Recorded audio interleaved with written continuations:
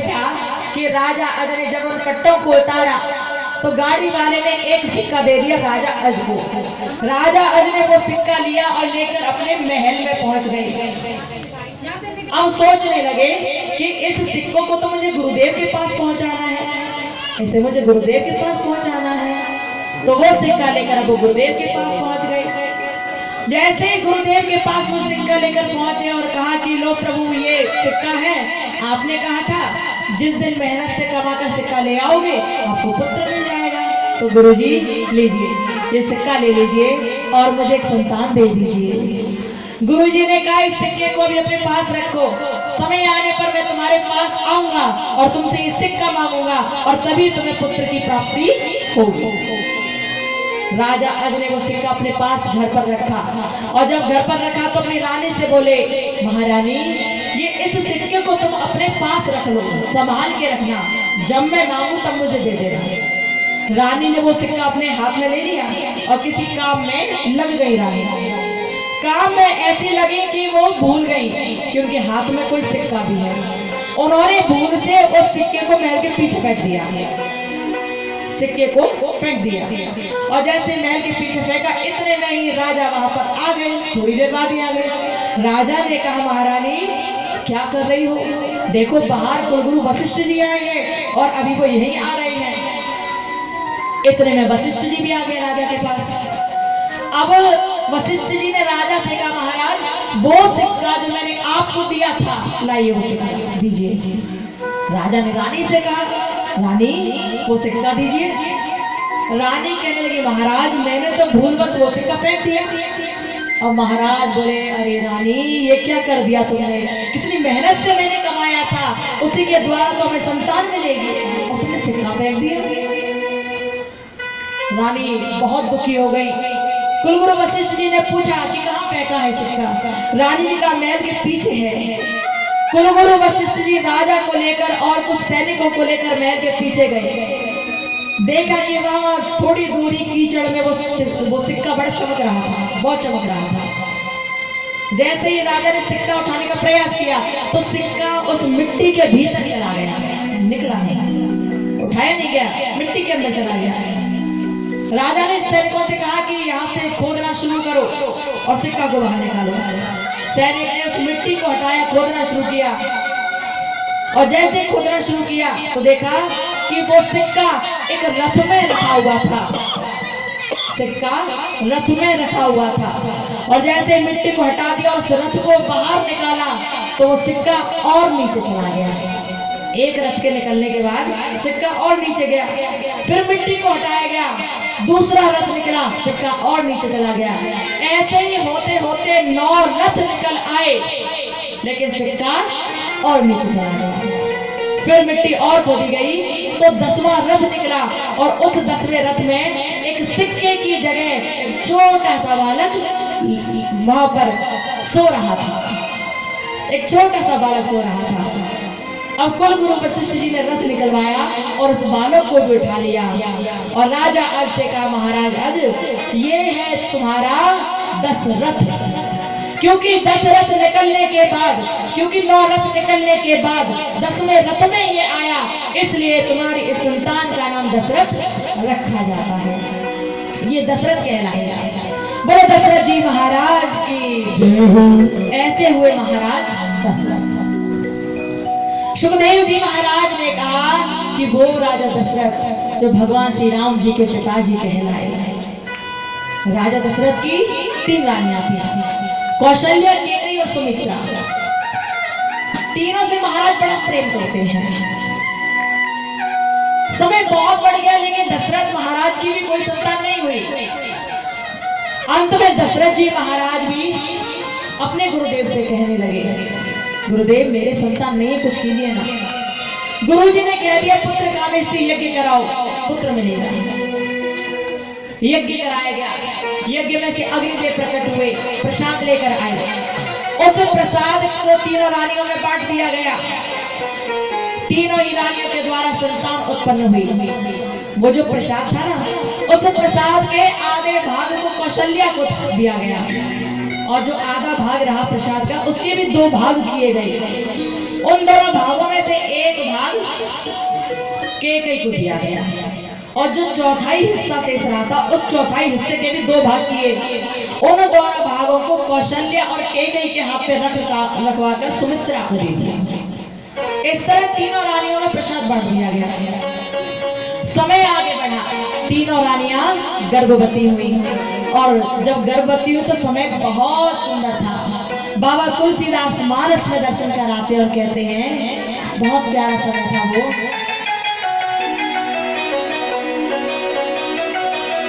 कैसा समय? नवमी तिथि। कौन सी तिथि? नवमी। नवमी तिथि मधुमास पुनीता। नवमी तिथि मधुमास पुनीता।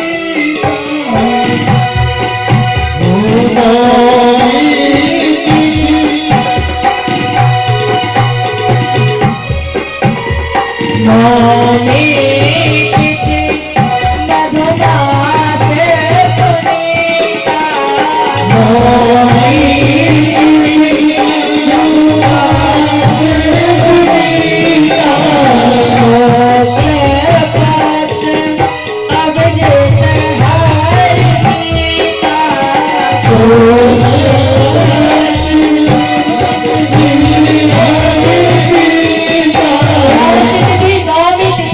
नवमी तिथि मधुमास पुनीता, शुक्ल पक्ष था, अभिजीत नक्षत्र था।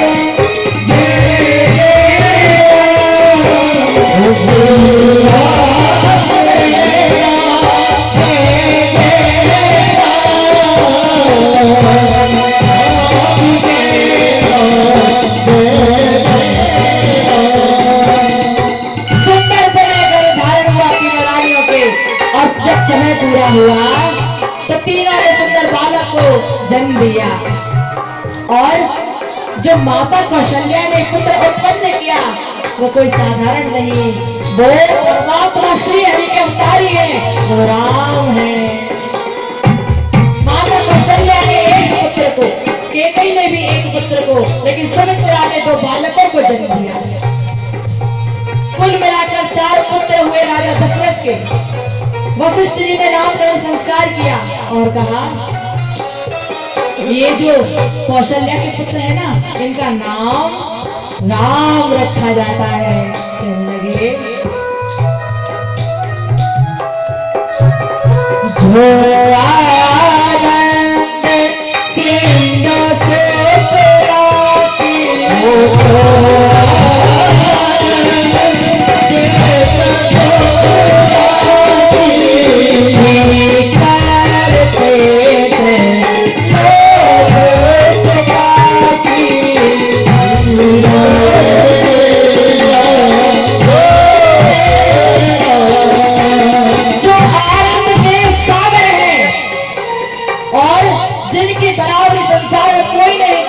उनका नाम धाम राम राम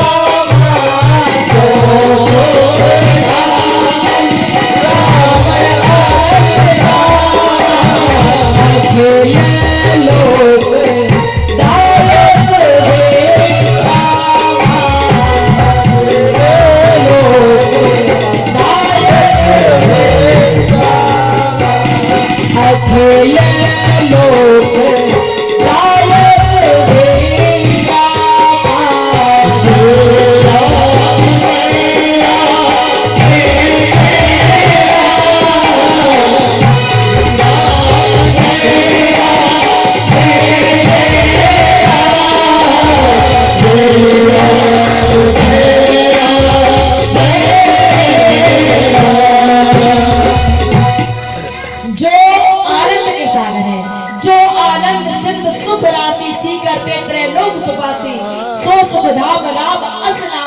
लोकदायक विश्राम।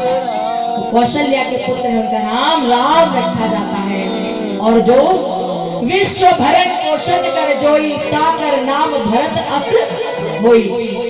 जो कैकेयी के पुत्र है ना, ये विश्व का भरण पोषण करने वाले होंगे, इसलिए इनका नाम भरत रखा जाता है। और जाके सुमिरन ते रिपुनासा नाम शत्रुघ्न वेद प्रकाशा। जिसके सुमिरन मात्र से शत्रुओं का नाश हो जाया करेगा, उनका नाम, जो सुमित्रा के छोटे लाला हैं, उनका नाम शत्रुघ्न रखा जाता है। अब कौन रह गए? राम हो गए, भरत हो गए, शत्रुघ्न हो गए, कौन रह गए? लक्ष्मण। तो लक्ष्मण के लिए गुरु जी ने कहा लक्ष्मण धाम राम प्रिय। कौन है लक्ष्मण? लक्ष्मण धाम राम प्रिय सकल जगत आधार। गुरु वशिष्ठ से ही रखा लक्ष्मण नाम उदार। लक्ष्मण कैसे है? लक्षण धाम, लक्षणों के धाम है वो। राम प्रिय, राम से बहुत प्रेम करने वाले, राम को प्रेम करने वाले।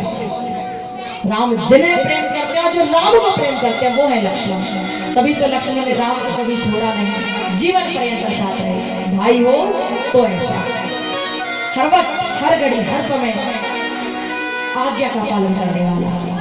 ये जो रामायण है ना, ये हमें सिखाती है कि परिवार में कैसे रहते हैं, संबंध बनाकर कैसे रहा जाता है, संबंधों की अहमियत क्या है, अपने क्या होते हैं, अपनों के लिए कौन क्या कर जाता है। रामायण हमें सिखाती है।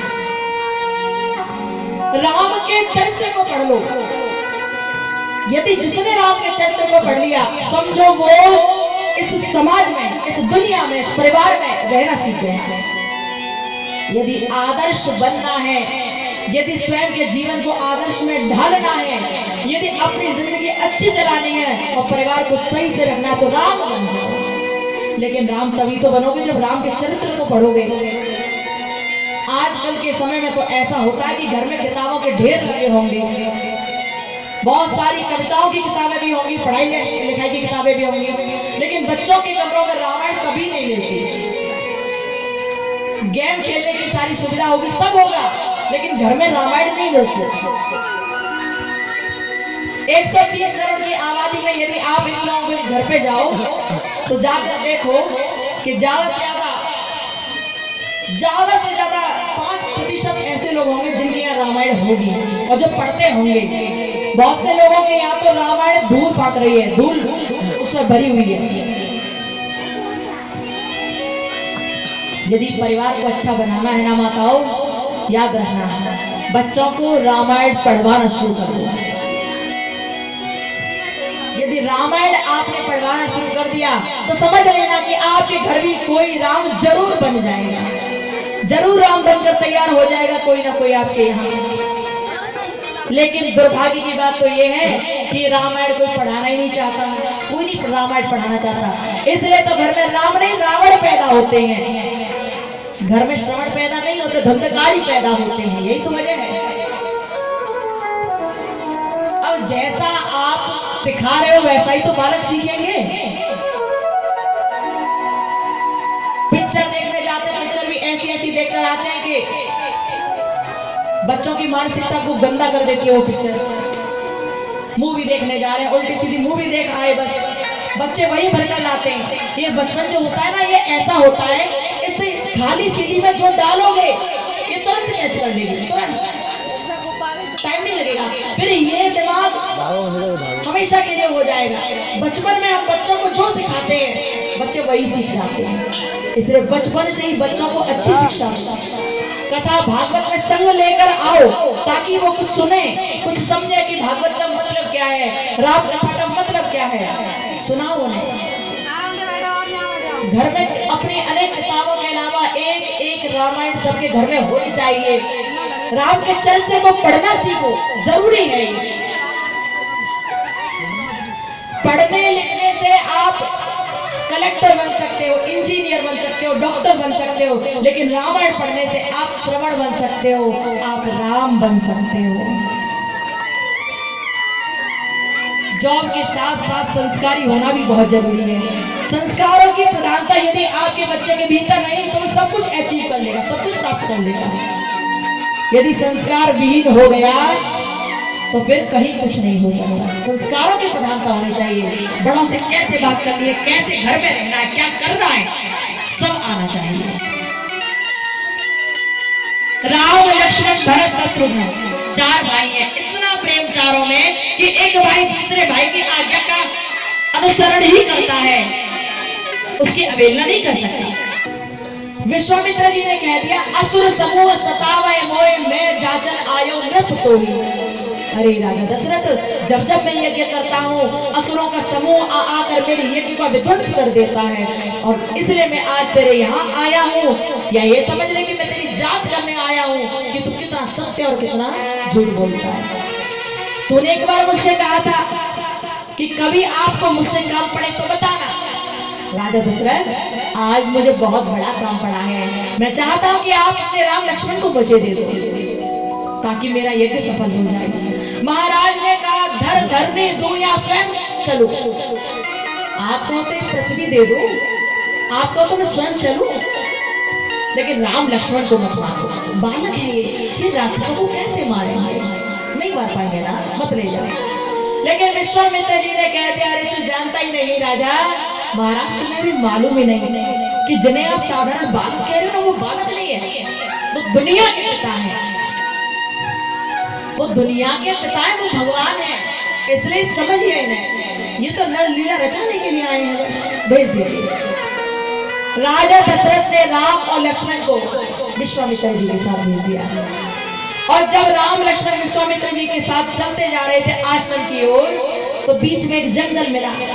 उस जंगल में जैसे ही कदम रखा श्री राम ने, वहां जोर की आवाज आई, कोई हू की आवाज कर रहा है, अनेक प्रकार की बुरी बुरी भयावह आवाज आने लगी। राम जी ने कहा, गुरुदेव आवाज कहां से आ रही है, ये तो बड़ी विचित्र आवाज है। गुरुदेव ने कहा, राम तुमसे ज्यादा योग्य संसार में कोई नहीं। राम तुम जानते हो कि कौन है ये। इतने में ही वहां पर जो आवाज आ रही थी ना, वही व्यक्ति सामने आ गया। वो कौन है? वो विशाल शरीर वाली राक्षसी है, जिसका नाम है कोई बता सकता है? बिल्कुल, जिसका नाम है ताड़का। ताड़का राक्षसी आ गई।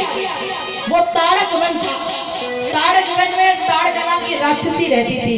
ये ताड़का राक्षसी सुकेतु यक्ष की कन्या थी, और इसमें 10,000 हाथियों का बल था। उस ताड़क वन में जो भी कोई आता था उसे ही खा जाया करती थी, मार दिया करती थी। लेकिन जैसे ही राम जी के सामने आए, विश्वामित्र जी ने इशारा कर दिया, राम बहुत दिनों से प्रतीक्षा कर रही है, इसका उद्धार नहीं करोगे क्या? राम जी ने झट से उस ताड़का से कहा, माता हट जाइए, हमारे मार्ग से हमें जाने दीजिए ना। लेकिन ताड़का नहीं मानी। राम जी ने झट से एक तीर चलाया और ताड़का वहीं की वहीं गिर गई। बोलो रामचंद्र भगवान की। पहुंचे तो वहां विश्वामित्र जी यज्ञ करने लगे। राम लक्ष्मण यज्ञ की रखवाली कर रहे थे। भक्तों, आप लोग सभी सुन रहे हैं कि रामायण बहुत जल्दी जल्दी सुनाई जा रही है, क्योंकि आज हमें भगवान कृष्ण की कथा भी कहनी है, जिसमें कृष्ण भगवान का अवतार हुआ है।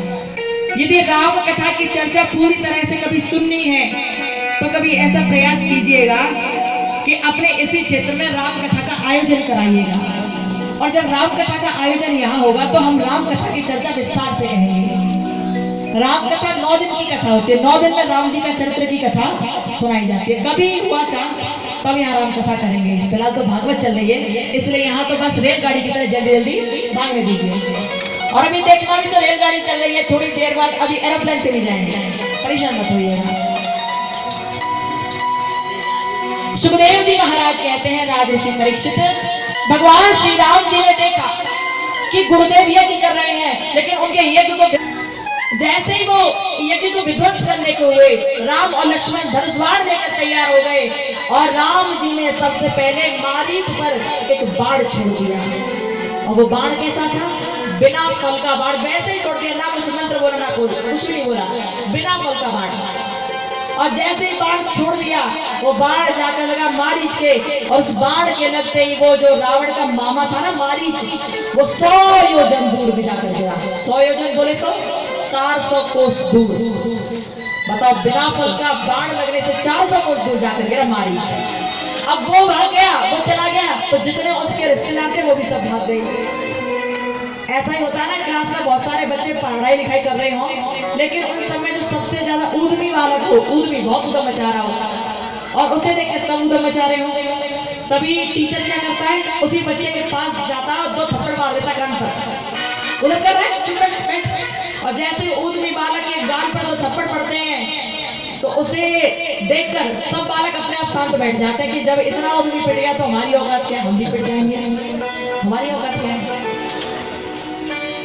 मारीच को देखते ही कि मारीच तो 400 कोस दूर जाकर गिरा है, हमारा क्या हाल होने वाला है, हमें भाग जाना चाहिए। सब भाग गए वहां से, सब राक्षस चले गए। इस प्रकार प्रभु जी ने विश्वामित्र जी के यज्ञ की रखवाली की। समय बढ़ता जा रहा था, लेकिन दूसरी ओर जनकपुरी में राजा जनक की एक प्यारी सी कन्या थी, जिनका नाम था सीता।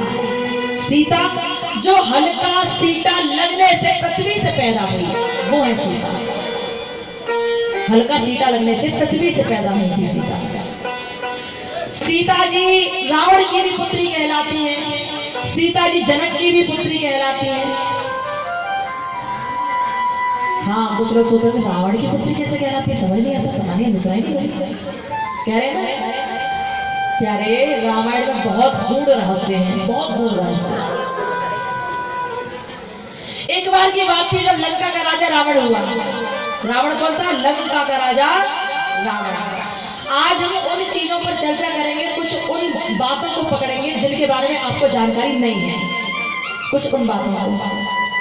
राम जी के चरित्र तो तभी विस्तार से कह पाएंगे जब राम कथा कभी होगी तभी।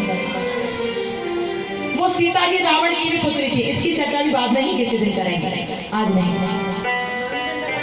हुआ कुछ ऐसा कि एक बार की बात, जब राजा जनक की जनकपुरी में सुंदर सी लाली सीता रहा करती थी, वो जनक की बहुत प्यारी पुत्री थी। हुआ क्या, सीता जी धीरे धीरे करके बड़ी हो रही थी। तभी एक बार की बात कि देवी सीता खेल खेल में ही बाबा भोलेनाथ का जो धनुष था ना, जो उन्होंने परशुराम जी को दिया था, और परशुराम जी ने वो धनुष ले जाकर जनक के पास रख दिया था। देवी सीता ने खेल खेल में उस धनुष को उठाया और एक हाथ से उठाकर दूसरी ओर रख दिया।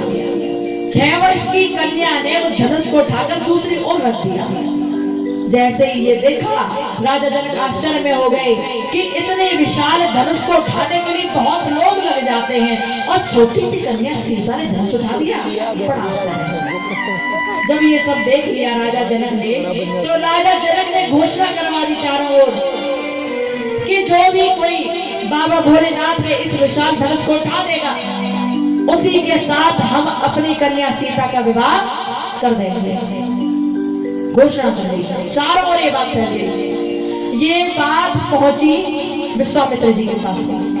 विश्वामित्र जी ने राम और लक्ष्मण से कहा, चलो चलते हैं, चलो। अब लक्ष्मण को साथ लेकर विश्वामित्र जी चलने लगे और पहुंच गए जनकपुरी की ओर। लेकिन जनकपुर में पहुंचने से पहले वो एक वन में से निकल के जा रहे थे। इतना शांत वन था वो, जहाँ कोई आता जाता नहीं था, कोई पक्षी भी नहीं आता था वहां। भगवान निकल के जा रहे थे वहीं से। तभी उन्होंने क्या देखा कि एक पत्थर की शिला ऐसे बैठी है मानो कोई स्त्री हो जो पत्थर बनकर बैठ रही हो। राम जी निकल के जा रहे थे। राम जी ने जैसे ही वो पत्थर की शिला देखी, गुरुजी से बोले, गुरुदेव ये कौन है? देखने में प्रतीत होता है कोई स्त्री है जो पत्थर बनकर बैठ गई है। कौन है? गुरुजी मुस्कुराने बोले, राम। गुरुजी कहने लगे, राम तुम सब जानते हो, फिर क्यों पूछते हो मुझसे? अरे राम, ये गौतम ऋषि की पत्नी अहिल्या है, जो श्राप लगने की वजह से पत्थर की शिला बन गई है। ये अहिल्या है राम, ये तुम्हारे चरणों की रज पाने के लिए बैठी है राम।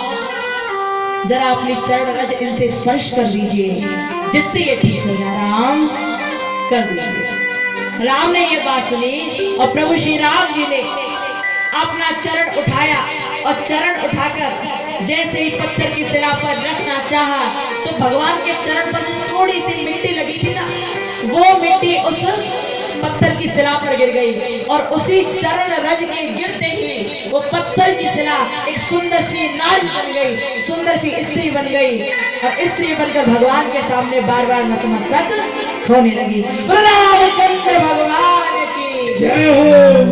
पत्थर की शिला चरण रज लगने से नारी बन गई। वो अहिल्या माता कहने लगी, प्रभु कब से प्रतीक्षा कर रही थी, अब आए आप। मैं अब चाहती हूँ कि मैं अपने स्वामी के पास पुनः जाऊं। राम जी ने कहा कि तुम्हें जितना दंड भोगना था भोग लिया, अब आप अपने गौतम ऋषि के पास उनके लोक में जाएं। देवी अहिल्या ये बात सुनकर अपने स्वामी के पास उनके लोक में चली गई। राम लक्ष्मण और गुरुदेव अब चलते चलते जनकपुरी पहुंचे। जनकपुर में स्वयंवर रचाया जा रहा था, बड़ा भयंकर स्वयंवर हो रहा था।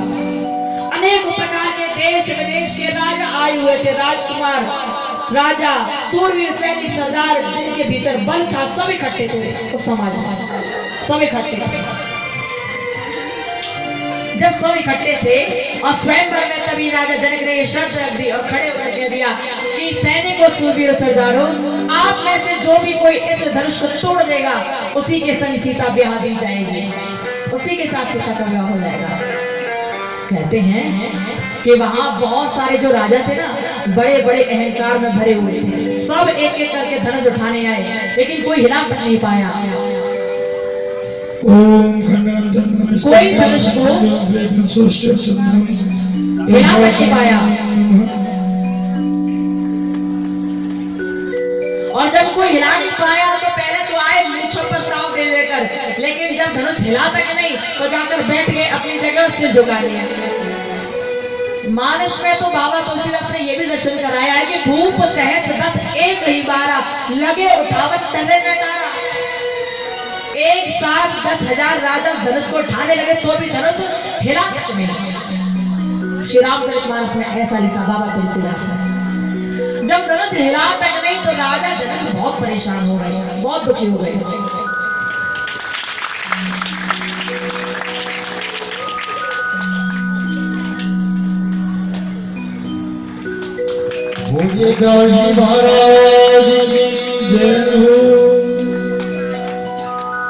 हुआ क्या?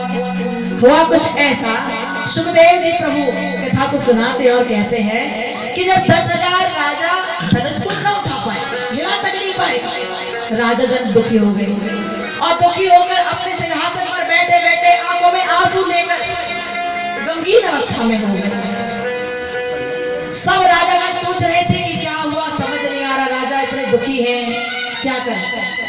तभी राजा जरा झट से खड़े हो गए और कहने लगे, अरे यदि मुझे पता होता ना कि संसार में पृथ्वी पर कोई शूरवीर है नहीं, ये धरा शूरवीरों से हीन हो गई है, तो मैं ये प्रण कभी करता ही नहीं कि जो भी धनुष उठाएगा उसके साथ सीता ब्याह दी जाएगी। अब मुझे बड़ा दुख हो रहा है, मैंने ऐसा प्रण कर क्यों लिया, अब क्या होगा मेरी कन्या का। यदि मैं प्रण को छोड़ता हूँ तो मेरे लिए अपयश की बात है, और यदि प्रण को रखता हूँ तो मेरी कन्या कुंवारी रह जाएगी। मुझे नहीं समझ आ रहा है क्या करूं। राजा ने प्रकार से ऐसे ऐसे वचन बोले। अब ये वचन तो कह दिए, लेकिन ये वचन लक्ष्मण जी को बर्दाश्त नहीं हुए। लक्ष्मण जी झट से खड़े हो गए और खड़े होकर बोले, महाराज बस बहुत बोलिए, अब ना बोलिए, जितना बोलना था बोलिए, अब चुप रहिए। राजा जनक बहुत चक्के से होकर देख रहे हैं लक्ष्मण जी। लक्ष्मण ने कहा, अरे महाराज जनक, जिस राज समाज में रघुकुल शिरोमणि राम जी जैसे राजकुमार बैठे होते हैं, वहां ऐसी हीन बातें शोभा नहीं देती, वहां कायरता वाली बातें शोभा नहीं देती। अरे महाराज जनक, मेरे राम तो बहुत बड़े हैं, यदि उनकी आज्ञा मुझ पर हो जाए, मैं तो उनका सेवक हूँ, यदि उनकी आज्ञा मुझे मिल जाए तो सौगंध करके कहता हूँ, इस पृथ्वी को उठाकर गेंद की तरह उछाल दूंगा। और ये धनुष क्या इस जैसे अनेकों धनुइयों को एक पल में तोड़ दूंगा मैं, ये दुनिया की आज्ञा मुझ पर हो जाएगा। जब लक्ष्मण जी ऐसे बोले तो राजा जनक को थोड़ी सी हिम्मत बंधी। विश्वामित्र जी ने इशारा किया राम से, राम उठो। जनक परेशान है, राम उठो ना। राम जी गुरु की आज्ञा पाकर उठ गए। लक्ष्मण जी अपने सिंहासन पर बैठ गए। राम जी उठे और राम जी ने उठकर बाबा भोलेनाथ को मन ही मन प्रणाम किया। प्रभु सब आपको ही देखना है। भोलेनाथ प्रसन्न हो गए और राम जी जब धनुष के सामने खड़े हुए तो उन्होंने पुनः अपने पिता को मन ही मन प्रणाम किया, माता को प्रणाम किया और भोलेनाथ और गुरुदेव को प्रणाम किया। और तभी उस धनुष को उठाने का जैसे प्रयास किया, उठाने का प्रयास क्या किया, उठाया तो एक पल में धनुष उठ गया। और धनुष के उठते ही प्रभु ने जैसी उस पर प्रत्यांशा चढ़ाई वो धनुष बीच से टूट गया। भगवान की जय हो।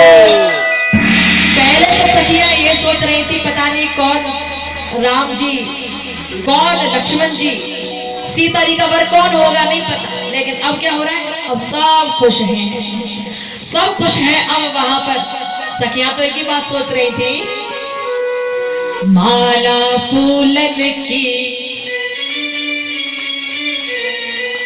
माला फूलन की न जाने किसके गले पर,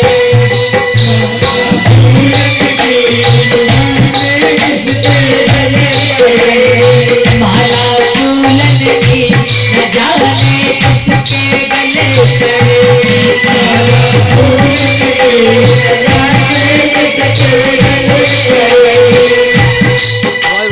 देश देश के राजा आए, देश देश के राजा आए,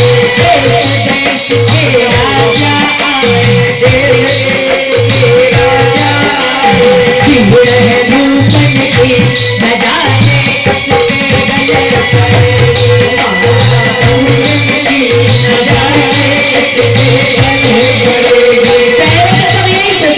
लेकिन जब राम धनुष के पास आए और धनुष उन्होंने पकड़ा और उठाया तो क्या हुआ, कोई समझ नहीं पाया कि धनुष कब उठा, कब प्रत्यंता चढ़ी और कब धनुष टूट गया। बाबा तुलसीदास मानस में दर्शन कराते हैं और कहते हैं, इस स्थिति का बखान करते हुए कहते हैं, ले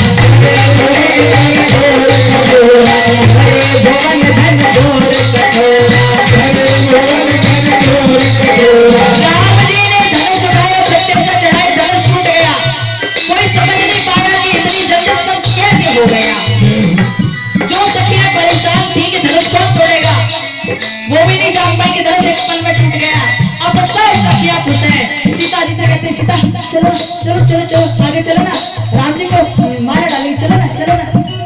और जैसे ही कहा तो सीता जी मुस्कुराने लगी और मुस्कुराकर आगे बढ़ने लगी राम जी के गले में वरमाला डालने के लिए। राम जी 14 साल के हैं, राम जी 14-15 साल के और सीता जी 6 साल की है, छोटी है ना काफी। अब सखियों ने कहा राम जी इतने लंबे आप है, सीता जी छोटी सी है, झुको ना जरा, झुक जाओ ना। राम जी बोले झुकना हमारे संस्कारों में नहीं है, हम झुकना नहीं जानते, हम सूर्यवंशी हैं, सूर्यवंशी झुकना नहीं जानते।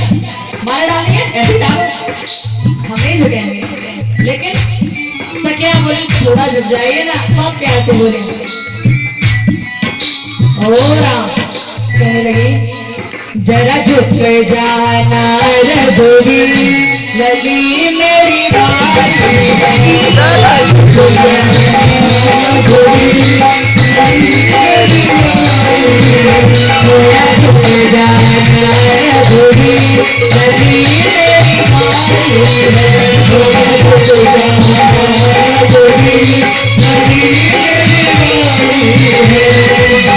बारी है हाँ छोटी है बारी है हाँ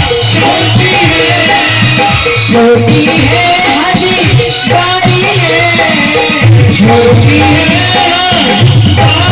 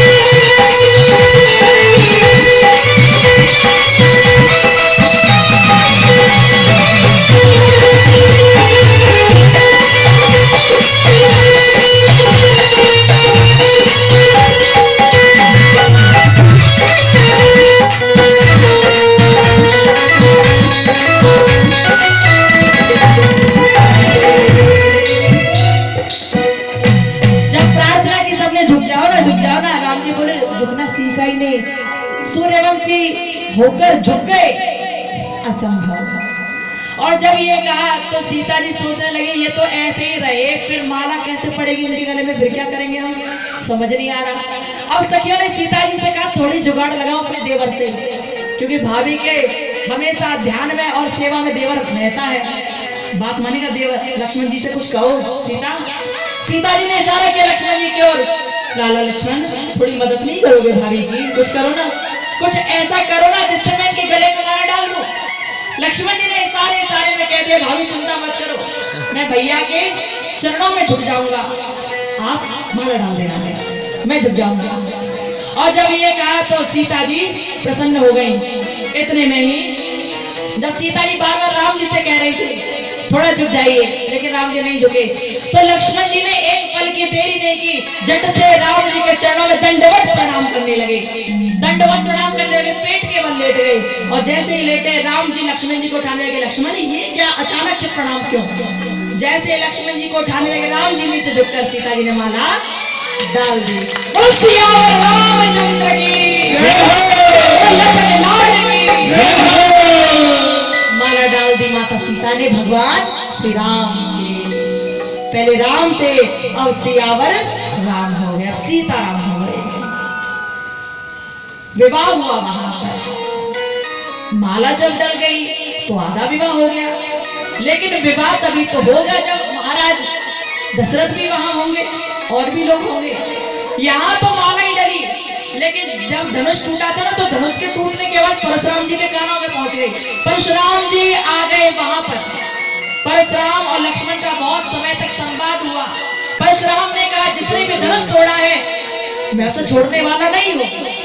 लक्ष्मण जी ने कहा ज्यादा बतियाओ मत, ज्यादा बोलो मत और डराओ मत, ब्राह्मण हो डराओ मत हमें। परशुराम जी कहने लगे अच्छा तू दूध मुहा बालक है, तू मरना चाहता है मेरे हाथों से, मान जा। लेकिन लक्ष्मण जी भी कम नहीं पड़ रहे थे, दोनों एक दूसरे के ऊपर हावी थे। परशुराम जी ने बार बार कहा कि धनुष जिसने तोड़ा है अब वो मरना चाहता है। राम जी ने देखा कि लक्ष्मण जी बहुत गर्म हो रहे हैं और परशुराम जी भी बहुत गर्म हो रहे हैं, कुछ ना कुछ करना पड़ेगा। विश्वामित्र जी ने इशारा कर दिया राम उठो, समझाओ परशुराम जी को। राम जी उठे और उठकर हाथ जोड़कर कहने लगे, परशुराम जी के सामने नतमस्तक हो गए और कहने लगे प्रभु नाथ संबुधर भंजनिहारा होय को एक दास उधारा। हे नाथ धनुष को तोड़ने वाला आपका कोई सेवक ही होगा ना। और जैसे ही ये कहा इस बात को समझा परशुराम जी बोले ना, सेवक सो जो करे सेवकाई। सेवक उसे कहता है सेवकाई करता, जो सेवा करता है। अरे करने कर ये लड़ाई सुनाओ राम जी शिव धनु तोरा, सहस्त्र बाहु सम सो रिपु मोरा। राम सेवक वो होता है जो सेवा करता है। अरे राम मेरी बात ध्यान से सुनो, जिसने भी भोलेनाथ के धनुष को तोड़ा है वो सहस्त्र बाहु के समान मेरा दुश्मन है, शत्रु है, क्षमा का पात्र नहीं है। जब इतनी सारी बातें हुई तो राम जी और झुक गए, और जैसे ही झुके तो उनका पीतांबर उनके हृदय से थोड़ा सा अलग हुआ। परशुराम जी ने देखा कि राम के हृदय पर एक चरण चिन्ह बना हुआ है, एक पैर का निशान, एक चरण का निशान बना हुआ है। और जैसे ही देखा परशुराम जी समझ गए कि ये साधारण नहीं है, ये तो भगवान श्री विष्णु के अवतारी राम है। परशुराम को याद आ गया कि मैंने ही भगवान की छाती में लात मारी थी, और वही चरण का निशान आज श्री राम के छाती पर बना हुआ आया है। ये जो परशुराम जी है ना, ये पहले भृगु थे, इन्होंने क्रोधवश आकर श्री हरि की छाती में लात मार दी, और जब लात मार दी तो वो चरण का निशान उनकी छाती पर बना हुआ आया, श्री राम जी की छाती पर बना हुआ आया। अब ये देखकर परशुराम समझ गए कि ये तो मेरे भगवान हैं, मेरे राम हैं। लेकिन फिर भी शंका मिटाने के लिए परशुराम जी ने अपना धनुष श्री राम को दिया और कहा, राम रमापति कर धन ले हो, खेचो मिटे मोर संदेह। हे राम, हे रमापति, इस धनुष को लीजिए, इसे खींचिए जिससे मेरा संदेह दूर हो जाए। अब इस चौपाई को जरा ध्यान से सुनिए। राम रमापति कर धन ले हो, खींचो मिटे मोर संदेह, मेरे संदेह मिट जाए। लेकिन कुछ लोग इस चौपाई को दूसरी तरह बोलते हैं, खींचो चाप मिटाए संदेह, कोई इसमें चाप लगा देते बीच में, लेकिन यहाँ चाप नहीं है। यदि कोई ऐसे बोलता है कि राम रमापति कर धन ले हो, खींचो चाप मिटाए संदेह, तो ये चौपाई इस तरह गलत हो जाती है। कुछ लोग इस चौपाई पर बड़ी बहस करते हैं। एक बार हमारी भी बहस हुई इसी चौपाई पर, हमने भी ये चौपाई बोली अपनी तरह, जैसे हम बोलते हैं राम रमापति कर धन ले हो, खींचो मिटे मोर संदेह। तभी एक बाबा ने हमसे कहा आप चौपाई गलत बोल रहे हो। हमने कहा अच्छा सही बता दीजिए आप। तो उन्होंने कहा ऐसे है, खींचो चाप मिटे संदेह। हमने कहा ऐसा तो नहीं पढ़ा हमने कभी। तो वो कहने लगे नहीं ऐसा ही है। हमने कहा कहाँ पढ़ा आपने? तो कहने लगे रामचरितमानस में पढ़ा है। हम बोले हमारी भी रामचरितमानस आपकी जैसी है, फिर हमारा अलग कैसे हो गया? हमने तो सही पढ़ा है। बाबा हमारे पीछे पड़ गए ना, आपने गलत पढ़ा है, गलत पढ़ा है, गलत पढ़ा है। मैंने कहा अच्छा आप प्रमाणित कीजिए, फिर हम प्रमाणित कर देंगे। तो उन्होंने कहा ठीक है प्रमाणित करते हैं, लेकिन शर्त है एक। हमने कहा कौन शर्त? तो बोले कि जो भी हार गया उसे 1000 रुपए देने पड़ेंगे। दोगी? हमने कहा निश्चित देंगे। यदि हम हार गए तो 1000 रुपए हम देंगे। बाबा ने कहा ठीक है रामचरितमानस मंगाते हैं। रामचरितमानस मंगाई गई, रामचरितमानस मंगाई गई, और जब मंगाई गई तो उसे खोलकर देखा गया तो उसमें चौपाई पता कैसे थी?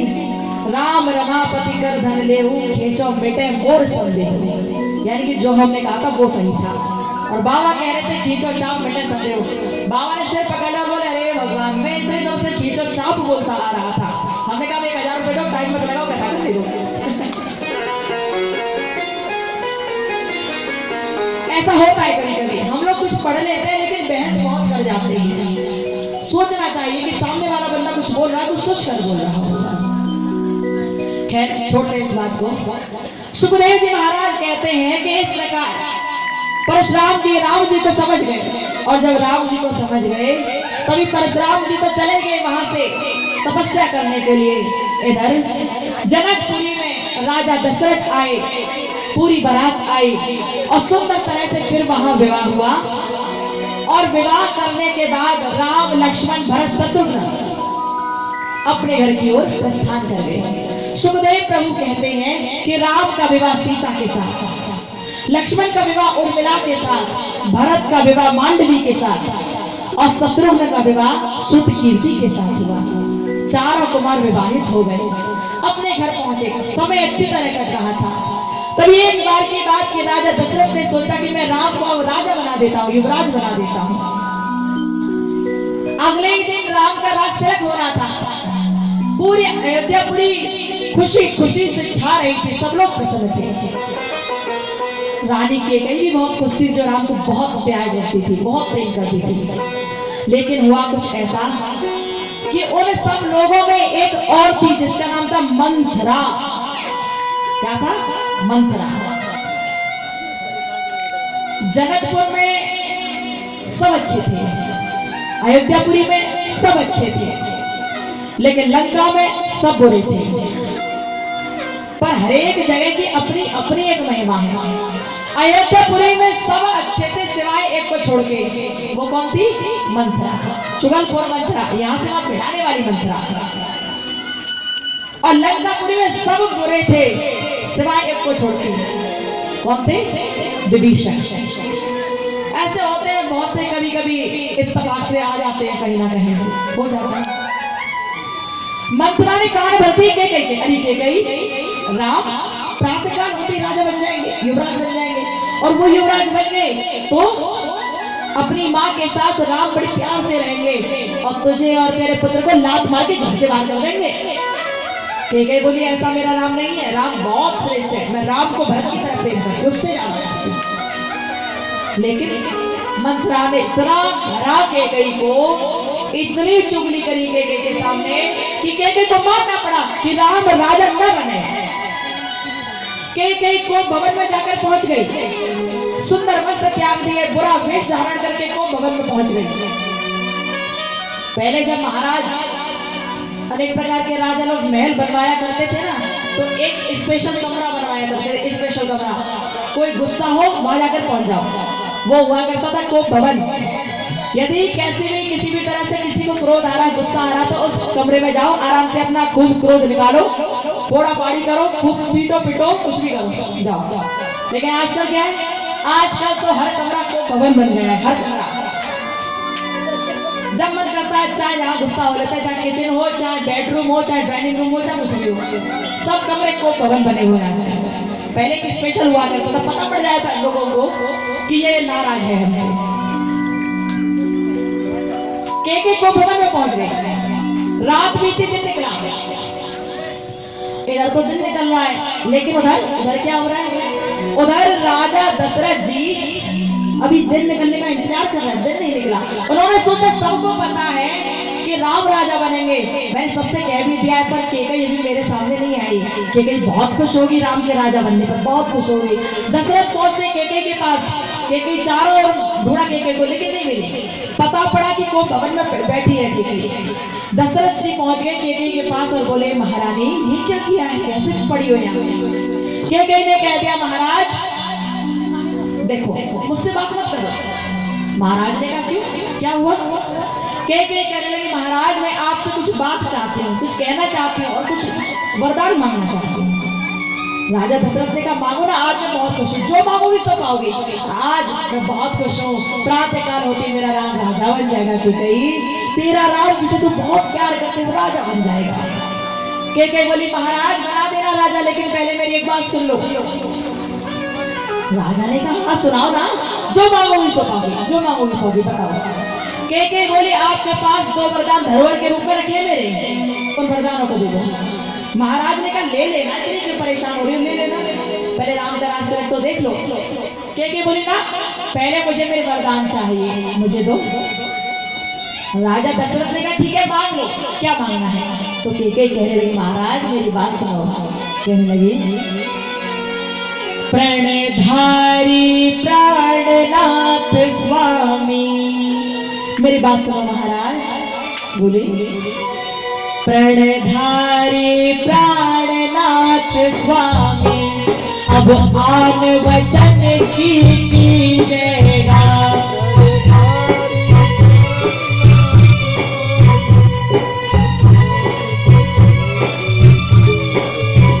प्रणधारी प्राणनाथ स्वामी, अब आन वचन की कीजिएगा।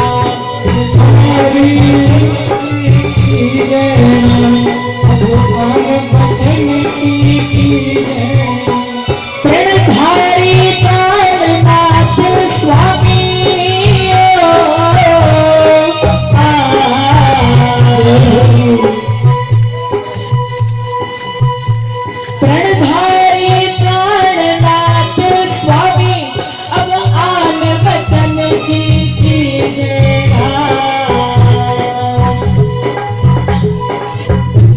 पहलावर यही चाहती हूँ।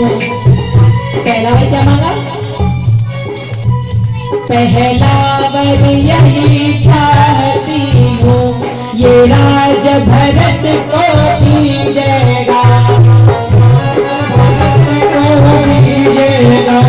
ये राज भरत को दीजिएगा। पहलावर यही चाहती हूँ, ये राज भरत को दीजिएगा, ये राज भरत को दीजिएगा, ये राज भरत को दीजिएगा। पहले मैदान में मैं चाहती हूँ कि राज्य के अधिकारी उत्तराधिकारी भरत हो जाए, भरत राजा हो जाए, और दूसरे में दीजिए दूसरा जीवन धन,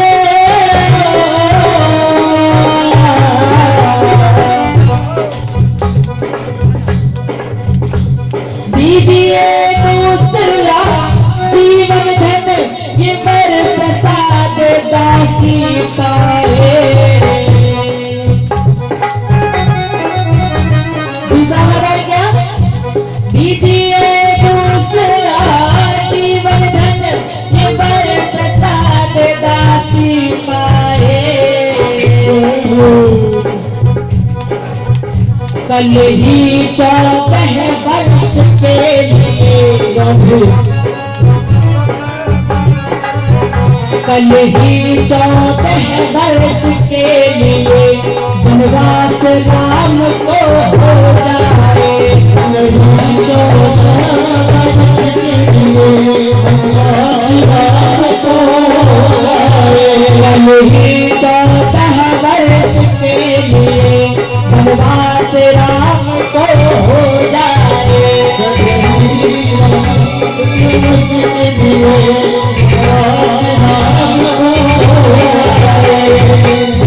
केकई जो राम को बहुत प्यार करती है, राम को बहुत प्यार केकई करती है, भरत से भी ज्यादा। लेकिन मंत्रा ने ऐसा वर दिया कि वो केकई दशरथ से कह रही है, महाराज पहले वरदान में भरत के लिए रास्ते लगे और दूसरे में राम के लिए 14 वर्ष का वनवास मांगती है। जैसे ही ये कहा, दशरथ जी बोले तू क्या रही है? तू मुझे नहीं समझ आ रहा है कि क्या कह रही है, किसके बारे में कह रही है, तुझे पता है? कहने का मैं जानती हूँ, मैं राम के लिए बोल रही हूँ, भरत के लिए बोल रही हूँ। महाराज दशरथ जैसे खड़े थे ना, झट से गिर गए, आंखों में से आंसू बहने लगे। अरे तूने ये जो पहला वरदान मांगा है ना, तू कहे तो मैं तुझे अभी दे दूंगा, मैं समय नहीं लगाऊंगा, तुझे अभी अभी दे दूंगा पहला वरदान, तेरा भरत ही राजा बनेगा। लेकिन ये जो दूसरा वरदान मांग रही है ना, मेरे राम को तू वनवासी बनाना चाह रही है, कही मैं तेरे चरण छूता हूँ, कही मुझे माफ कर दे, ये वरदान मत मांग मुझसे, कही मैं ये नहीं दे पाऊंगा। राम मुझे सबसे अधिक प्रिय है, राम मेरे हृदय की धड़कन है, मैं बिना राम के जीवित नहीं रह पाऊंगा। बस ये वरदान मत मांग के मुझसे मत मांग। के कहने का, महाराज बहुत सुना था मैंने आपके बारे में, आप बहुत कहते थे रघुकुल रीत सदा चली आई, प्राण जाए पर वचन न जाए, और आज आप वरदान नहीं दे रहे हो मुझे, क्या बात है? महाराज बहुत रोने लगे, झट से नीचे गिर गए। अरे के कही मेरी दशा समझ, मेरी दशा देख, मैं तड़प रहा हूँ, मेरा राम मेरी श्वास है, मेरा राम चला गया, मुझे मरना पड़ेगा। के कही बिना राम के मैं रह नहीं पाऊंगा, राम को अयोध्या अपने पुत्र की तरह चाहती है और तुम मेरे राम को वनवासी बनाना चाह रही है। के कही अरे कुल घातनी, के कही तुझे लज्जा नहीं आई, तुम मर क्यों नहीं गई ऐसी बात कहने से पहले? इतने समय से तू राम को इतना प्रेम करती थी, क्या तेरा झूठा ही दिखावा था, सब झूठ मूठ का तेरा दिखावा था क्या? कहने का, महाराज मैं आपकी बातों में नहीं आने वाली, मैंने जो मांगा है वो दो, नहीं तो ये निश्चित कर लो कि आपके कुल की मर्यादा झूठी है, झूठी ही रहने वाली है।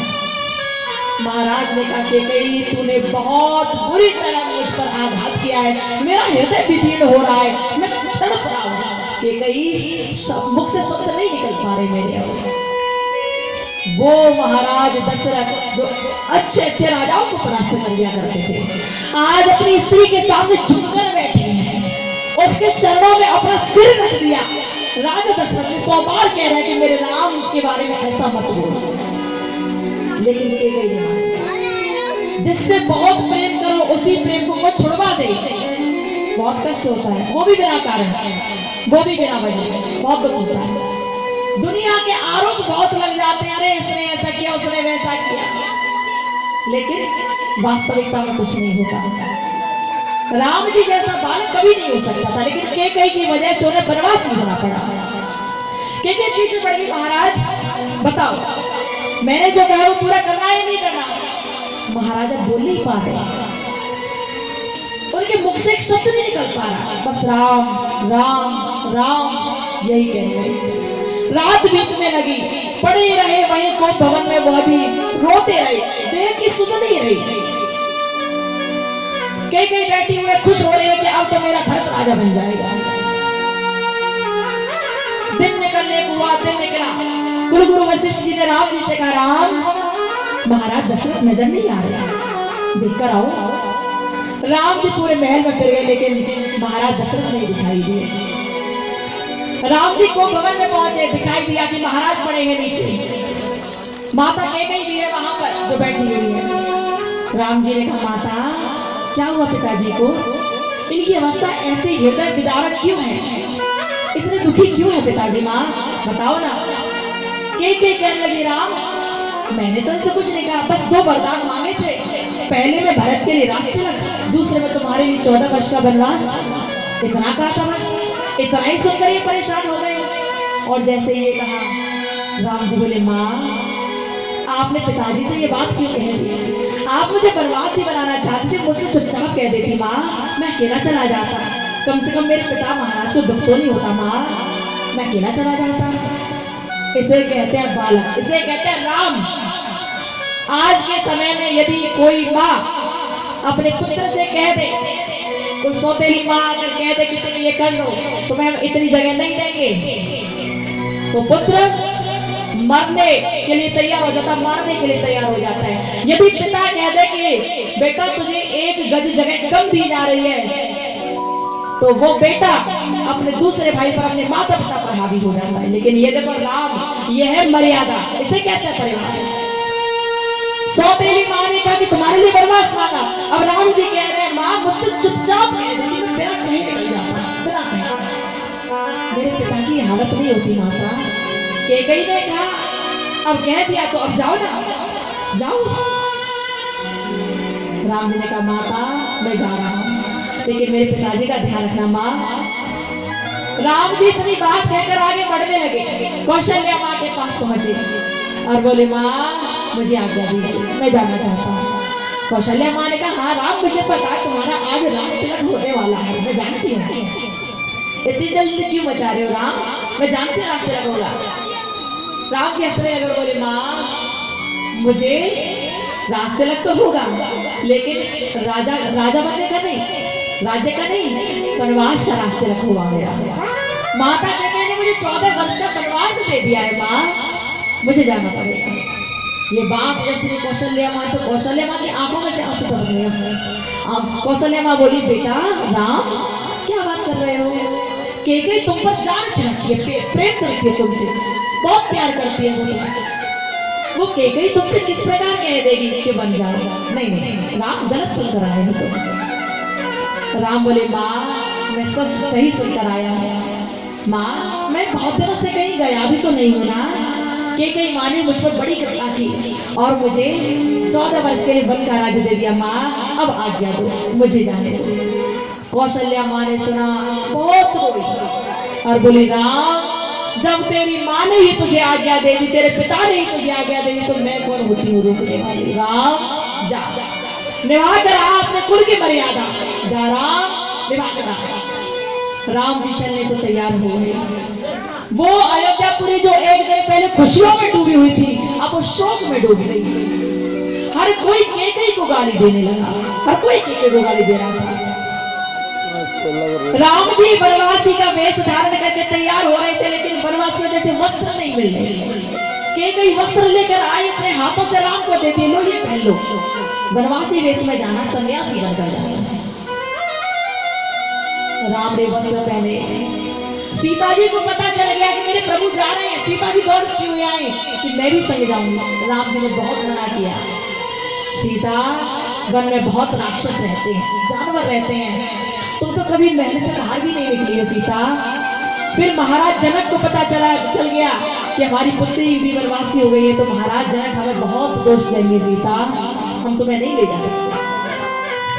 सीता ने राम जी के चरण पकड़ लिए और बोले, प्रभु जब मुझे आप विवाह करके लाए थे तो जीवन संगी ने आपने मुझे बनाया, आपने कहा कि मैं हर पल आपके साथ रहूंगी, आपने कहा सीता राम की जोड़ी सदैव एक रहेगी, लेकिन अब आप मुझे छोड़कर जा रहे प्रभु, नहीं जाने जाएगा, मैं संग जाऊंगी, जहां आप होंगे वहां मेरे लिए अयोध्या होगी प्रभु, मैं जाऊंगी आपके साथ। सीता चलने को तैयार हो गई, लक्ष्मण जी भी आ गए और लक्ष्मण जी ने कहा, भैया अपने दास को इस केकई के बीच में छोड़कर जा रहे हो, अरे केकई तुझे तो मैं लौट कर देखूंगा, लेकिन अब मैं मेरे राम के साथ जाऊंगा, जहां मेरे राम है वही मेरा स्वर्ग है, वहीं जाऊंगा। राम ने बहुत समझाया लेकिन लक्ष्मण नहीं माने। राम जी भी लक्ष्मण जी को साथ लेकर फिर बढ़ने लगे, राम लखन सीता तीनों ही चलने लगे। बाबा तुलसीदास मानस में दर्शन कराते हैं और कहते हैं, तापस वेश विशेष उदासी 14 वर्ष राम बनवासी। केके ने क्या कहा था कि तापस वेश विशेष उदासी 14 वर्ष राम बनवासी। किसी ने कहा कि केके ने तो राम के लिए ही वनवास मांगा था, राम के लिए वनवास मांगा था, फिर लक्ष्मण और सीता संग क्यों चले गए? तो तुलसी बाबा ने इस चौपाई को लिखा और इसमें सारी बात की चर्चा कर दी कि तापस वेश विशेष उदासी। तुलसी बाबा कहते हैं कि केकई ने दशरथ जी से कहा था, तापस वेश विशेष उदासी, तपस्वी के वेश में उदास भाव से, तापस वेश विशेष उदासी 14 वर्ष राम वनवासी, 14 वर्ष के लिए राम वनवासी हो जाए, ये वरदान मांगा था ना। लेकिन इस चौपाई को यदि खोल कर देखा जाए, खोल कर देखा जाए तो इसका अर्थ क्या निकलता है? तापस वेश यानी कि तपस्वी के वेश में, विशेष उदासी, विशेष विशेष, विशेष कौन है? वि यानी कि विशिष्ट और शेष यानी कि शेष, शेष के अवतारी कौन है? श्री लक्ष्मण जी भगवान। तपस्वी के वेश में हो और विशेष यानी विशेष के संग हो, विशेष यानी कि लक्ष्मण जी। तापस वेश विशेष उदासी, उदासी यानी कि उदासी, ओ यानी कि उनकी यानी कि राम की, दासी यानी कि सीता, राम की कृपा, राम की दासी सीता है। तो तापस वेश विशेष उदासी 14 वर्ष राम वनवासी, राम जाए लेकिन विशेष भी साथ जाए और उनकी दासी भी साथ जाए, मैं ही चाहती। ऐसी बात कही के गई और तभी राम वनवासी हो गए। राम लक्ष्मण सीता तीनों चलने लगे वन की ओर। पूरी प्रजा रोने लगी, पूरी अवधपुरी रोने लगी, सब रोने लगे, लेकिन राम नहीं रोके, बढ़ते चले गए, आगे बढ़ते चले गए। राजा दशरथ तो कुछ बोल नहीं पा रहे, वो तो ज्यों के त्यों पड़े हैं, बस आंखों में से आंसू निकल रहे हैं, हे राम हे राम हे राम, बस यही बोलते जा रहे हैं। राम जी वनवासी हो गए और जब आगे बढ़ते चले गए तो वो तो चले जा रहे थे, लेकिन राजा दशरथ ने अपने मंत्री सुमंत्र को भेज दिया था राम लक्ष्मण और सीता के साथ और कह दिया था कि 2-4 दिन घुमाकर इन्हें लौटा लाना, ये जंगल में नहीं रह पाएंगे। लेकिन जब मंत्री सुमंत्र ने कहा राम लक्ष्मण और सीता से लौटने के लिए, तो उन्होंने साफ इनकार कर दिया और सुमंत्र को अकेले ही लौटना पड़ा। दशरथ जी के पास जाकर सारी बात बता दी कि राम जी नहीं लौटे, लक्ष्मण और सीता नहीं लौटे। अब इस खबर को सुनकर वो दशरथ तो राम से बहुत प्रेम करते थे, तड़प तड़प के मरने लगे, वो बहुत रोने लगे और इधर राम जी वन में आगे बढ़ते जा रहे थे। चलते चलते चलते चलते वो वहां पहुंच गए जहां पर उनका एक मित्र रहता था जिसका नाम था निषाद राज गुह। वहां पहुंचे, निषाद राज गुह ने सारी बात जान ली, बहुत दुखी हुए, लेकिन राम को अपने राज्य में आया हुआ देखकर प्रसन्न भी हो गए। श्री राम जी ने निषाद को अपने हृदय से लगा लिया और उसकी आव भगत स्वीकार की जंगल में ही। आज के समय में ऐसा कोई मित्र नहीं होता जो ये देखे कि हमारा मित्र किसी नीच जाति से है तो उसे गले लगा ले। आजकल तो लोग ये सोच लेते हैं अरे ये वो है, हमें नहीं छूना इसे। लेकिन राम जी से श्रेष्ठ तो कोई हो नहीं सकता ना। उन्होंने निशाद को हृदय से लगाया, उन्होंने बिल्ली के भी खाए। राम जी आगे बढ़े, निशाद राज वो भी साथ था। कभी चलते चलते आगे चले जा रहे थे, लेकिन इधर हुआ क्या, जैसे आगे बढ़ते चले गए तो बीच में नदी मिली, गंगा नदी मिली। अब नदी को पार भी करना था। नदी कैसे पार हुआ, नदी कैसे पार करे? तभी देखा कि कुछ दूरी पर दूसरी और किनारे पर एक केवट बैठा हुआ था। केवट को बुलाने लगे भगवान श्री राम जी, अरे भैया केवट जरा इधर आओ। लेकिन केवट नहीं आता है। राम जी बार बार बुलाते हैं केवट को, लक्ष्मण जी बार बार बुलाते हैं, ओ केवट सुनाई नहीं दे रहा क्या तुझे, जरा आजा, जरा सुन ले हमारी बात। लेकिन केवट